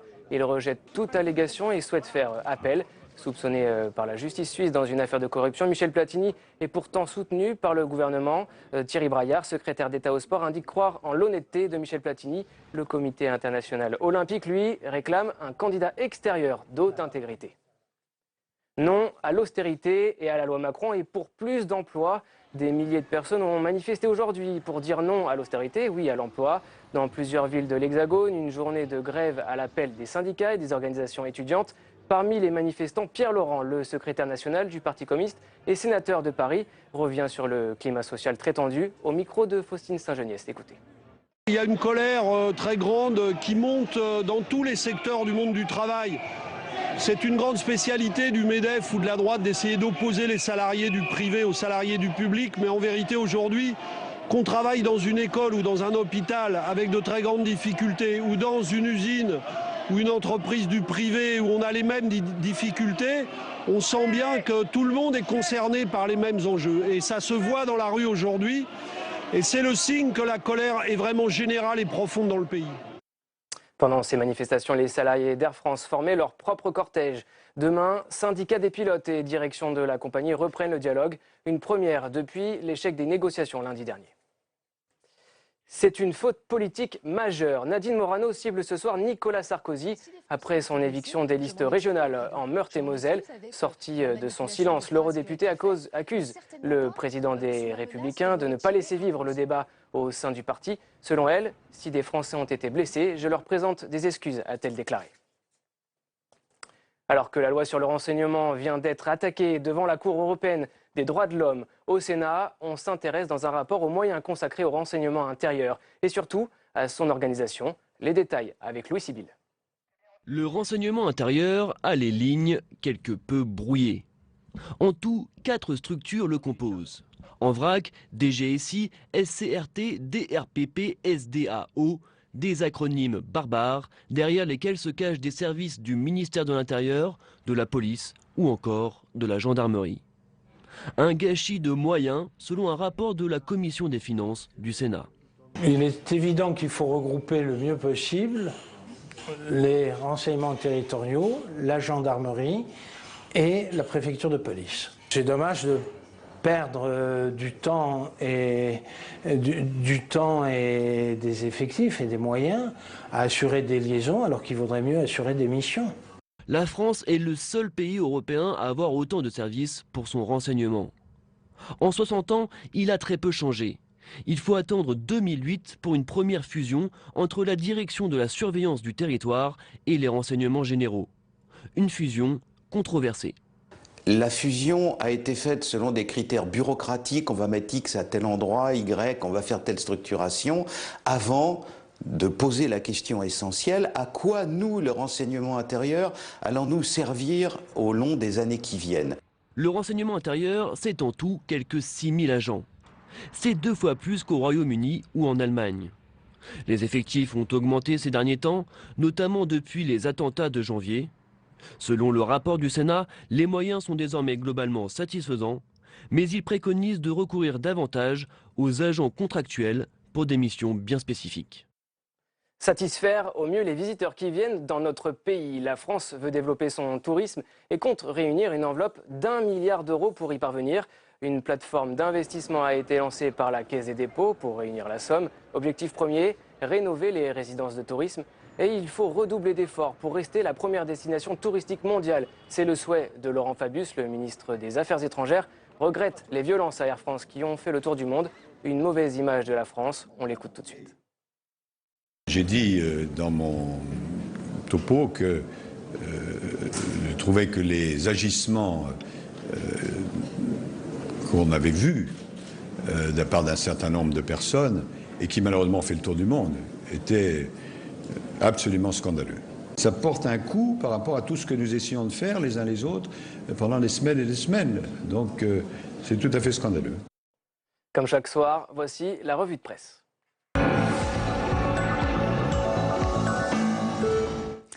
La revue de presse de vos quotidiens tous les soirs, vous le savez, on découvre les unes du lendemain, on souligne les éditos à retenir et les infos en avant-première. Paul, on va commencer avec la une de Libé, c'est une question. Exactement Sonia, les immigrants syriens sont-ils vraiment les bienvenus en Allemagne? Libération pose cette question et s'interroge sur les intentions réelles de la population allemande. Le quotidien nous apprend qu'une majorité d'Allemands, 54%, disent avoir peur des réfugiés et que ces mêmes sondages indiquent une chute d'Angela Merkel dans l'opinion publique outre-Rhin. C'est à la une de Libération demain.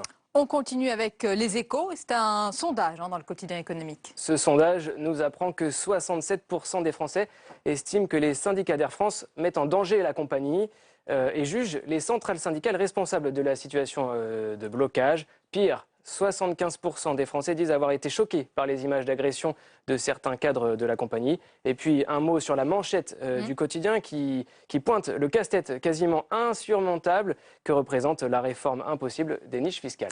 On s'intéresse à présent à la Voix du Nord et encore une interrogation à la une. Oui, les kinés sont-ils trop nombreux et trop chers? S'interroge le grand quotidien du Nord. Il est vrai que de récentes études ont mis en évidence le coût que représente l'activité des kinés dans la sécurité sociale. Et puis, cette information aussi à la Voix du Nord, l'ancien sénateur du Nord et aujourd'hui président du conseil départemental, Jean-René Lecerf, revient dans le quotidien sur son rendez-vous avec Manuel Valls. Jean-René Lecerf a tiré la sonnette d'alarme sur le financement de plus en plus compliqué du RSA par les départements. Paul, on va terminer avec la une de Ouest France. Et c'est un hommage du fameux prix Bayeux-Calvados aux correspondants de guerre. Oui, c'est ça. Jusqu'à dimanche, ce festival se déroule à Bayeux. Et cette année, il rend hommage aux journalistes de Charlie Hebdo, en présence de Rhys, le dessinateur et directeur de l'hebdomadaire. Et puis, vous le voyez, Sonia, Ouest France qui revient sur l'affaire Platini, dont on a parlé. On a beaucoup parlé sur ce plateau tout à l'heure. C'était l'édito de Jean-Luc Combeau. Merci beaucoup, Paul. À lundi. Merci. Avec plaisir. Allez, la suite de votre émission, on va aller plus loin avec mon invité ce soir. C'est un scientifique reconnu et aussi, et surtout, c'est un aventurier des mers et des océans. La médaille d'or du CNRS, Éric Karsenty, tout de suite.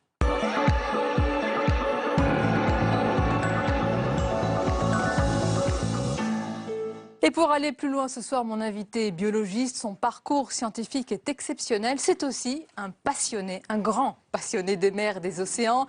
Médaille d'or du CNRS en 2015 pour ses recherches cellulaires. Et c'est surtout, je vous le disais, vous allez le voir, un aventurier. Éric Karsenty, bonsoir. Bonsoir. Et bienvenue, c'est un plaisir de vous accueillir. Merci. Ça vous convient comme présentation ? Parfait. Vous êtes plus aventurier que scientifique ou les deux à la fois? Alors parlons de l'aventure. Il faut que vous nous racontiez, parce que certains s'en souviennent, d'autres peut-être pas, la formidable aventure, expédition, la traversée des mers que vous aviez organisée, c'était 2009-2013, Tara Océan, qui avait regroupé, je crois, un nombre exceptionnel de scientifiques. Oui. Comment ça s'est passé? Racontez-nous. Eh ben, on est parti effectivement en septembre 2009. L'idée, c'était d'échantillonner le plancton et d'étudier quelques récifs coralliens. Et puis on est parti pendant 3 ans, on a fait le tour du monde, on a fait le tour du pôle, voilà. Donc on a. Alors l'idée c'était, si vous voulez, c'est le plancton. Bon, les gens connaissent pas bien en général. Hein, c'est tous les organismes qui vivent dans les océans, des petits organismes qui vont il y a des virus, des bactéries, puis des organismes unicellulaires, un peu comme nos cellules, mais qui vivent toutes seules dans l'eau. Et puis des petits organismes, des petites méduses, tout ça. Vous avez photographié toute la biodiversité de ces organismes. On a étudié la diversité de ces organismes. Pratiquement dans toutes les mers du globe, excepté dans l'océan Pacifique Ouest, hein, et entre 0 et 500 mètres de profondeur. Dans toutes les mers du globe, c'est-à-dire que vous détenez une sorte de carte exhaustive des écosystèmes. Alors c'est pas complètement exhaustif, mais c'est très, on a échantillonné une grosse partie, ouais. J'imagine qu'on ne peut pas encore tirer de conclusions. Vous avez photographié à un instant T, il faudra peut-être revenir dans quelques années. Alors il faudra, il y a quand même quelque chose d'intéressant dans ce qu'on a fait, c'est comme on a collecté tous ces organismes, on a quantitativement, et on a en même temps mesuré beaucoup de paramètres environnementaux, température, salinité, tout ça. Donc on va pouvoir modéliser un peu, si vous voulez, comment ça peut évoluer. Voilà, comment ça peut évoluer, voilà, ça va. Mais rassurez-nous, le plancton, il est fragile. Mais il ne peut pas disparaître. Non, c'est pas si fragile que ça en fait. Si vous voulez, je pense que les écosystèmes sont assez robustes parce qu'à cause de la diversité. Au cours des milliards d'années pendant lesquelles ils ont évolué, il y a énormément d'organismes avec des gènes différents qui existent et tout. Donc ils vont s'adapter. Le problème, c'est qu'on ne sait pas comment. Donc ça peut changer beaucoup. C'est-à-dire que la structure des écosystèmes peut changer considérablement et on ne sait pas comment. Mais c'est pas forcément alarmant. Hein. On peut rien dire. Pour toutes ces observations, vous allez, j'imagine, en profondeur. C'est combien de mètres pour qu'on ait un petit peu une idée? On a mesuré en surface à environ 50-70 mètres. Et puis pour ce qui est des échantillonnages biologiques, entre 100 et 500 mètres. Une zone qu'on appelle mésopélagique. Et pour les caractérisations environnementales, on descendait jusqu'à 1000 ou 2000 mètres. Quoi. Donc, combien il faut de temps pour organiser une telle expédition? En fait, ça a été... L'expédition, pas trop long. L'expédition Tara Océan, ça a été organisé en 1 an et demi à peu près. C'était rapide, hein? Non mais je vous fais confiance parce que connaissant votre dynamisme, on peut comprendre que tout s'est mis en place très vite. C'était complètement fou. En fait, quand on a commencé à monter l'expédition, en fait, ça se passe toujours comme ça. Ça a mis très longtemps avant de trouver les gens et le bateau et l'argent. Et en fait, l'argent, on l'avait pas encore complètement quand on est parti. On a fini par trouver le financement un peu en même temps qu'on partait. Mais oui, ça a pris du temps à trouver la combinaison, quoi. Mais une fois que c'est parti, après ça... Est-ce que vous disposez aujourd'hui d'une mine d'or, toutes ces informations? Oui, c'est extraordinaire parce je pense que c'est la meilleure base de données environnementale du monde, hein, dans tous les domaines, au point de vue organisation et quantité. C'est votre idée. C'est votre bébé. C'est pas mon idée seulement. Je pense que, si vous voulez, mon idée, c'était de faire cette expédition. Mais après, l'idée de ce qu'on a fait scientifiquement, c'était vraiment le résultat d'un travail collectif de beaucoup de gens, de beaucoup de chercheurs, et puis de travail avec Tara Expédition, avec les journalistes aussi, parce que c'était un tout, quoi. Donc, alors, il y a cette recherche-là, il y a aussi les autres recherches que vous menez. Vous êtes médaille d'or du CNRS, ils ont récompensé vos travaux. Alors là, nous sommes en recherche fondamentale, particulièrement sur les chromosomes. C'est évidemment pour comprendre comment les chromosomes sont distribués. C'est un travail très précis, c'est celui-ci? Voilà, c'est ça. En fait, c'est pas exactement comment les chromosomes sont distribués, mais c'est comment... Pardonnez-moi, pourtant j'ai essayé de lire et de comprendre. Vous allez nous expliquer. C'est ça qui est écrit. Mais en fait, moi, ce sur quoi j'ai surtout travaillé, c'est le mécanisme qui permet à la machine qui distribue les chromosomes de s'organiser. Et ce qui m'intéresse, c'est ça en particulier, c'est comment, si vous voulez, les molécules interagissent entre elles dans la cellule pour faire des structures qui ont des fonctions. C'est ce qui vous fascine? C'est cette incroyable machine de précision? C'est pas enfin oui, la précision c'est extraordinaire, mais c'est juste le fait d'avoir des machines effectivement précises et fonctionnelles qui se forment toutes seules. C'est très important philosophiquement parce qu'il y a toujours ce problème de Dieu. On a toujours besoin d'invoquer Dieu. On dit des choses aussi compliquées qu'un œil, par exemple, ou que nos organes, ne peuvent pas apparaître d'elles-mêmes. Ben non, ça peut apparaître spontanément et on peut montrer comment ça marche. C'est-à-dire que maintenant, avec tout le travail que j'ai fait au cours des 20 ou 30 dernières années, on commence à comprendre les principes physiques qui sont à la base de l'organisation de ces systèmes complexes. Vous allez contre le mouvement des créationnistes, c'est-à-dire que vous expliquez que ces mécanismes, aussi compliqués soient-ils, eh bien... sont explicables. Voilà, c'est ce que vous faites. Voilà, c'est ce que je fais. Et vous l'avez expliqué pour quel Alors là, mécanisme en particulier? moi, dans mon labo, on l'a expliqué surtout justement pour ce qu'on appelle le fuseau mitotique, c'est-à-dire cette structure qui permet de distribuer les chromosomes lors de la division cellulaire. Mais dans mon département, il y a des gens qui ont commencé à travailler aussi à l'EMBL sur la formation des organes. Donc on commence à comprendre aussi les principes qui sont à l'origine de l'organisation de nos organes. Donc c'est super, c'est différentes échelles. Et le plancton, c'est la même chose. C'est-à-dire que ce qu'on espère faire, c'est comprendre les principes qui sont à l'origine de l'organisation des écosystèmes.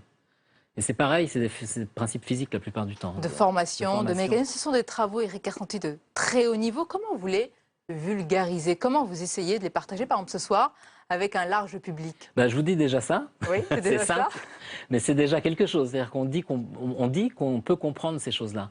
Après, je pense que pour partager, il faut aller plus loin. Comment on fait la pédagogie sur ce genre de sujet? La pédagogie, c'est une des raisons pour lesquelles je me suis mis à faire cette expédition, d'ailleurs. C'était pour avoir accès aux médias et puis pour être un peu connu du public pour pouvoir après parler de ça.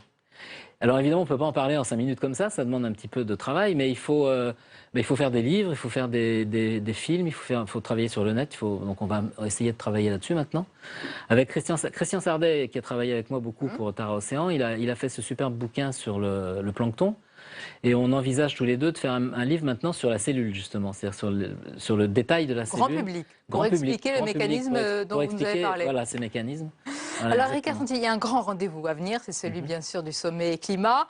Il peut être justement l'occasion d'une grande pédagogie. Est-ce que vous y croyez vraiment? Est-ce que ça peut être l'occasion d'une vraie et grande mission éducative, pédagogique? Est-ce que vous faites confiance pour cela aux responsables politiques? En fait, j'étais j'étais assez dubitatif jusqu'à récemment. Et je vois là que les choses bougent, parce que quand même on voit que Obama, par exemple, travaille avec le président chinois. François Hollande travaille, a l'air quand même de faire beaucoup d'efforts pour faire évoluer les choses. Cette COP21, ça a l'air de s'organiser, de fonctionner quand même. Donc je pense que ça avance. Je pense que par rapport à l'état où on était il y a une dizaine d'années, les gens prennent conscience. Je pense qu'il y a une prise de conscience. Il y a une chose dont il faut se rendre compte, les scientifiques, on est habitués au temps. C'est-à-dire qu'on sait que les choses se passent jamais à la vitesse à laquelle on voudrait. C'est très lent. Mais apparemment, les politiques, là, ils sont en train de dramatiser pour dire que si on ne prend pas la décision maintenant, aïe, aïe, aïe. Et donc, si vous voulez, c'est pour ça que c'est long. Ça prend du temps. Mais je pense je commence à être un peu optimiste. J'ai l'impression qu'il y a une prise de conscience dans le monde entier. En fait, je pense les Chinois en particulier, on commence à souffrir sérieusement de leurs problèmes de pollution. Donc... Et là, on se sent concerné. Voilà, on se sent concerné. Quand on commence à avoir des vrais problèmes, on se sent concerné. Donc je pense que ça évolue. Je suis un peu, de ce point de vue-là, je commence à être optimiste. Ouais. Est-ce qu'on manque aujourd'hui, selon vous, de grandes personnalités charismatiques, qui nous font rêver, voyager et comprendre, comme vous, là, ce que vous nous expliquez. Est-ce qu'on manque de ces personnalités-là? Je ne vais pas vous... Il n'y en a jamais assez. Hein. Celui à qui je pense, tout le monde pense à lui depuis qu'il est parti, le commandant Cousteau. Ouais. Il a laissé un vide énorme. Est-ce qu'on a encore ce genre de personnalité qui arrive à drainer comme ça, qui crée cette envie chez le jeune public? C'est un peu le hasard. Hein. Il y a des gens comme ça, et il y en a eu d'autres. Hein. Pas comme Cousteau, mais qui ont fait du travail. Donc je pense, oui, on en manque, il n'y en a pas assez. Il n'y a pas assez, c'est clair. En tout cas, pour la science, il y a vraiment un manque dramatique de communication de l'activité scientifique vers le public. Le public pense que la science, c'est la technologie. La science, c'est pas la technologie. La science, c'est la connaissance. La connaissance, c'est un petit peu la philosophie de la connaissance. Hein. Après, la technologie, ça vient de la connaissance et de la science. Et nous, on a la chance d'avoir des chercheurs, des scientifiques comme vous, puisque je crois que vous avez reçu au Sénat le Grand Prix du rayonnement français, c'est bien ça? Alors c'est Tara, oui, Tara Expédition. Vous-même aussi, quelque part, c'est votre récompense. On va d'ailleurs regarder un extrait, Ricard Santi, d'un clip. Vous avez entendu parler de ce clip, c'est celui de Nicolas Hulot, plus précisément de sa fondation. Il est un brin décalé, vous allez me dire ce que vous en pensez. D'accord. Salut à tous, je sais pas si vous avez remarqué, mais on nous bassine à longueur d'année avec les changements climatiques. Franchement, 2 degrés, ça casse pas 3 pattes à un canard. Hein. Négatif! Parce que 2 degrés sur la planète entière, ça va être une situation catastrophique. La fonte des glaces va faire disparaître des îles et des côtes entières.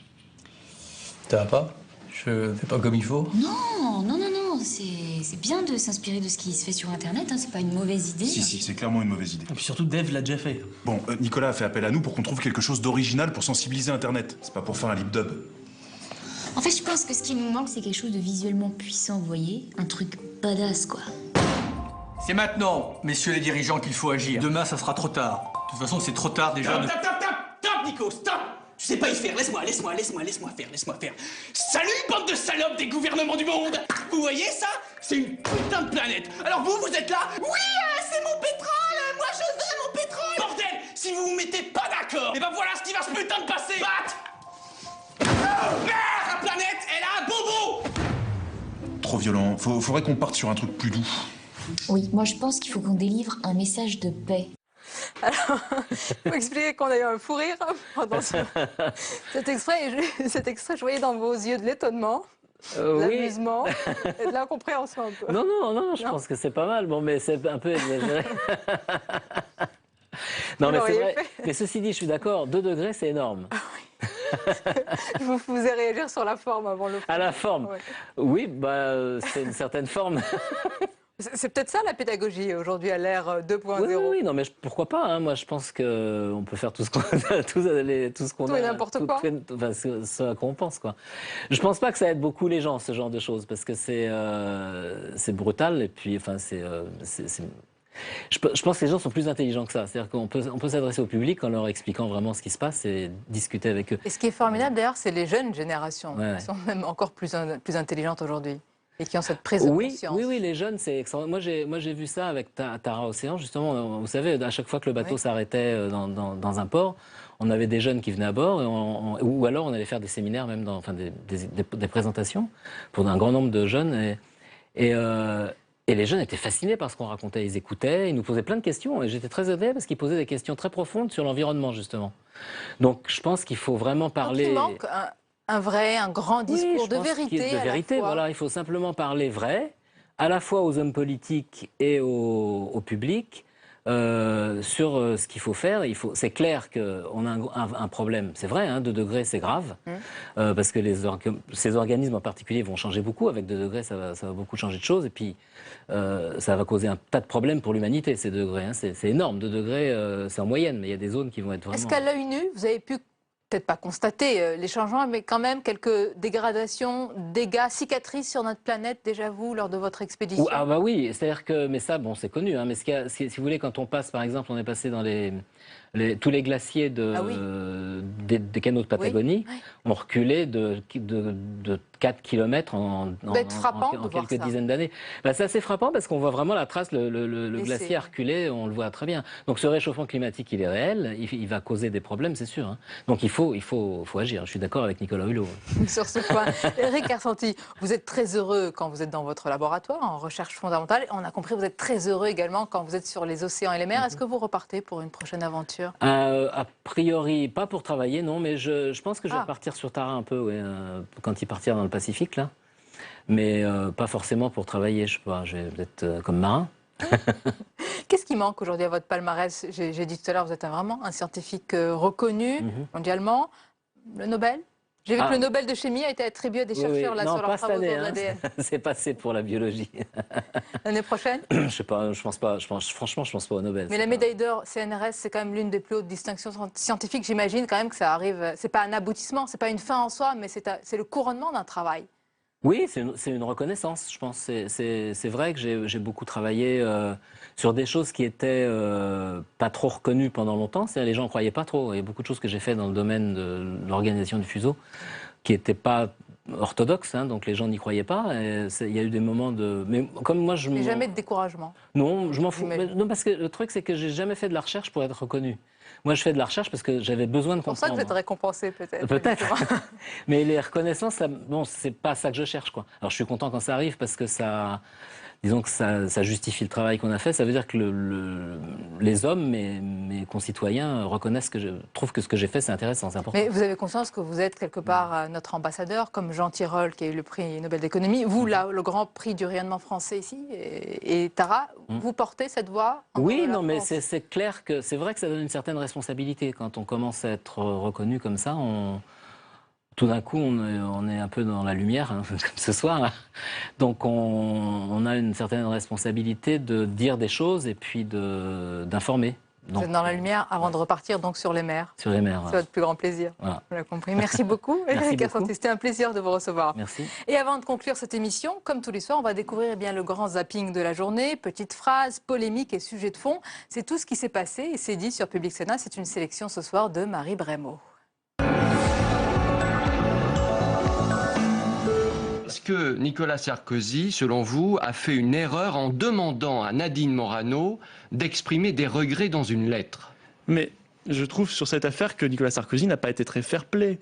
Parce que Mme Morano n'a fait que la recette classique de son mouvement politique, c'est-à-dire le buzz. Alors elle s'est pris les pieds dans le buzz, c'est une évidence. Elle a voulu faire le buzz à tout prix. Ça s'est retourné contre elle. Mais c'est la formule classique de ce mouvement. Monsieur Sarkozy, c'était le maître pour cela. Et en quelque sorte, l'élève Morano a dépassé le maître Sarkozy. Mais quand Sarkozy nous parlait du Karcher, quand Sarkozy nous disait dans son discours de Grenoble qu'il allait faire la déchéance de nationalité, c'était déjà que du buzz. Tous les 2 jours, le même rituel. Mais ces derniers mois, la collecte du lait a un goût un peu amer. Celui qui vient de partir, il va servir à payer une partie des charges, pas la totalité. Nous, on ne prendra rien dessus parce qu'il n'est pas assez payé aujourd'hui. Ce serait presque pareil de le vendre ou de le jeter, c'est un peu la même chose.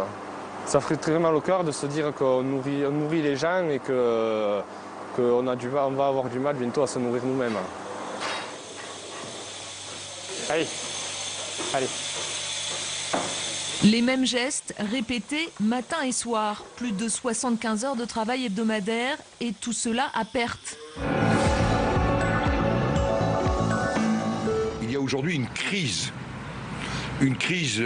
dans 3 secteurs. Le lait, la viande porcine, mais aussi la viande bovine. Et que la réponse, elle doit être conjoncturelle, mais aussi structurelle. Car le mot compétitivité, c'est pas un gros mot dans un pays qui doit exporter dans chacun des secteurs. Et nous avons abordé ces 2 niveaux de questions. Le sujet, c'est la volatilité des prix, des cours qui, à un certain moment, sont à un niveau, j'allais dire, acceptable, soutenable socialement d'ailleurs, et économiquement, et à d'autres moments, des cours qui sont plus bas. Et nous avons développé tout ce volet de la volatilité. savez que cette loi, elle doit avoir un équilibre qui est effectivement de ne pas continuer à considérer les prostituées comme des délinquantes, mais des victimes de réseaux mafieux. Donc c'est plutôt une bonne chose qu'il y ait eu cette suppression du délit de racolage, qui d'ailleurs, tout le monde s'accorde à dire, n'a pas eu les effets escomptés lorsqu'il a été mis en place. Donc la suppression est une bonne chose.